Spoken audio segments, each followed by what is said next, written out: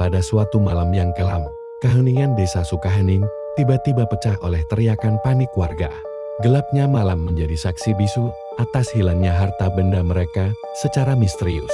Emas, perhiasan, bahkan uang tunai yang disimpan rapat di dalam lemari seolah lenyap di telan bumi, tanpa meninggalkan satupun jejak pembobolan.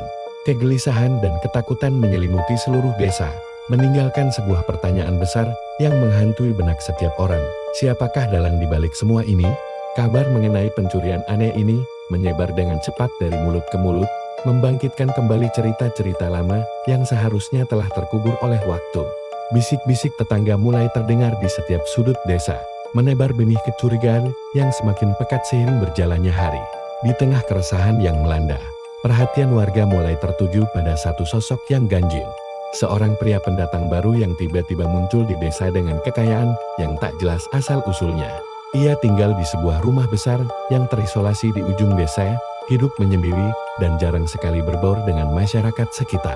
Sikapnya yang tertutup dan misterius, ditambah dengan kemewahan hidupnya yang mendadak, membuat warga semakin yakin bahwa dialah sumber dari segala malapetaka yang menimpa mereka.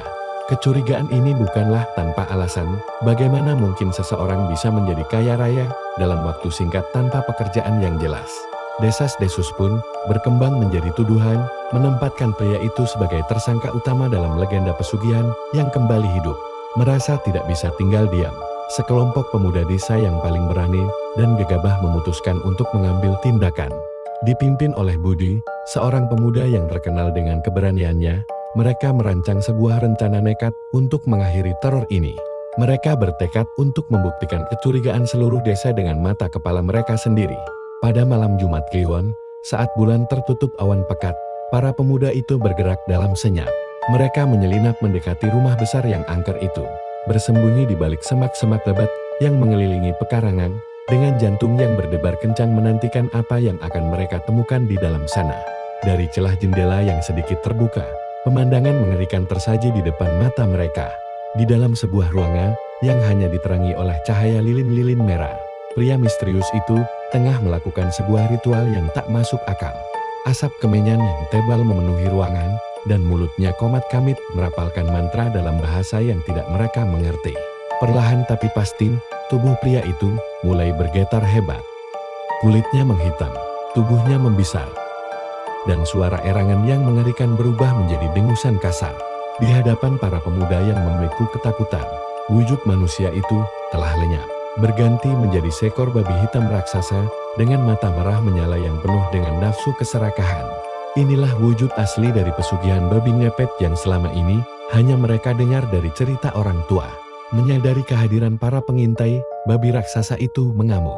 Dengan kekuatan yang luar biasa, ia mendobrak dinding kayu rumah dan menyerang membabi buta. Para pemuda yang tadinya berani kini lari tunggang langgang, tercerai-berai menyelamatkan diri dari amukan makhluk jadi-jadian itu. Mereka berlari tanpa menoleh ke belakang, sementara suara dengusan marah dan derap langkah kaki babi siluman itu terus mengejar di belakang mereka. Keheningan malam kembali pecah, kali ini oleh teriakan ketakutan yang sesungguhnya. Namun, seiring dengan terbitnya fajar, keajaiban pun terjadi.